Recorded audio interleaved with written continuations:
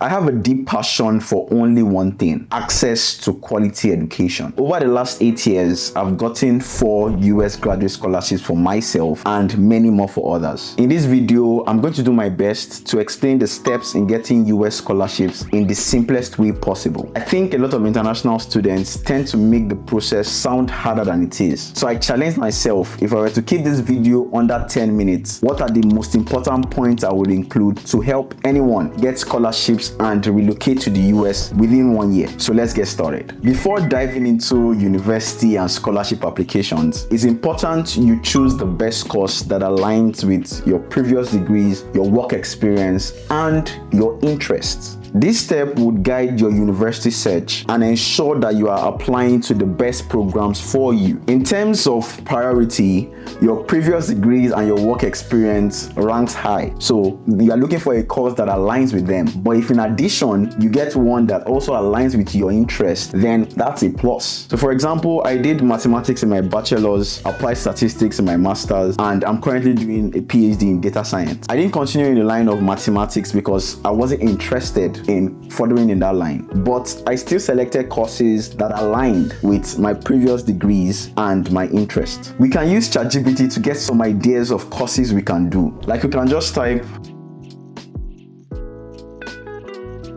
to see the options for someone with a bachelor's in economics. So it shows us Masters of Economics, MBA, Finance, Public Policy, Analytics, Data Science, International Business, Development Economics. So whichever of these programs aligns with your work experience and your interests, you can select that as the program you'll be applying to. After you've selected just one course you can do, now we need to find schools that offer that course with scholarships. Scholarships for graduate students come mostly in the form of graduate assistantships. And this is where you are employed to work on campus for up to 20 hours a week. And in exchange for that, your tuition is waived and you are paid monthly stipends that could cover your food, rent, transportation, and the likes. So in other words, we are looking for schools with graduate assistantships. And there are several ways to find schools. I always start with a simple Google search. Like, we can just type master's degree in chemistry, USA. And then it shows us different options. Let's scroll down to see specific universities. So we have American University, Ball State, Ohio State, University of San Francisco, George Washington University, Cornell University. So these are all universities that offer a master's degree in chemistry. And there are much more. If you scroll down and you go to all the other pages, although I know a lot of people don't go past page 1, you see many more options. Another way to check for schools is through university compilation databases like this mastersportal.com.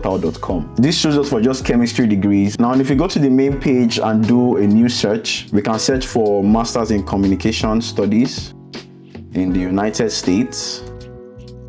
And then it shows us different programs. We can filter more to add full-time and on campus. We don't want an online degree because we want to relocate physically. And now we have several programs: University of Miami, Maryland, George Mason. These are even telecommunications, George Mason, different schools here, Liberty University, Nevada, Kansas State. These are all universities that offer a master's in communication. Another way to find schools is from other people, which could be through social media, whether on LinkedIn, on X, or here on YouTube. Like, I've shared some universities that give full scholarships on this channel. While researching, you should be capturing information on an Excel sheet. Like, this is the one I used when I was applying for my PhD. So you can see it has several informations: the name, location, acceptance rate, the course, deadline, application fee, documents required, funding, whether it's a flagship university or not, because I was looking for some particular kind of universities for my PhD, and then documents missing, whether submitted, and then the response, which I didn't fill. So you can see that it's color-coded. It's your Excel, so you can do whatever you want to do with it, but it helps you keep track of your applications. The green ones are the schools I finally applied to. The orange, I was considering applying to them, but for one reason or the other, I didn't. And then the red, those are the schools I didn't want to apply to.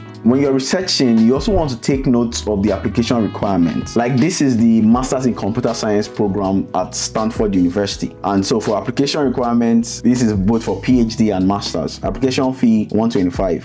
huge. Then statement of purpose, recommendation letters, resume, supplemental form that would have your publications, transcripts, GRE is not required, TOEFL, they don't accept IELTS. So you take note of all the application documents as you're researching the schools, and there are 8 major ones that you see. Academic certificates and transcripts, which shows you have the prerequisite knowledge for the degree. Your CV, which shows your academic and work experience in details. Your statement of purpose, which we call SOP, that tells your story and motivation behind applying for the program. 2 to 3 recommendation letters, which shows that other experts who have related with you in the past have good things to say about you. Then test scores like GRE and GMAT, which shows the level of your IQ and that you have the ability to cope in the US educational system. Then proof of English proficiency like TOEFL, IELTS or Duolingo test, which shows that you can learn and communicate in English. Then some programs might require writing sample and research proposals. And finally, application fee, although some schools you can get that waived. Among all the application documents, the only one where you can talk directly to the admission committee on why they should admit you and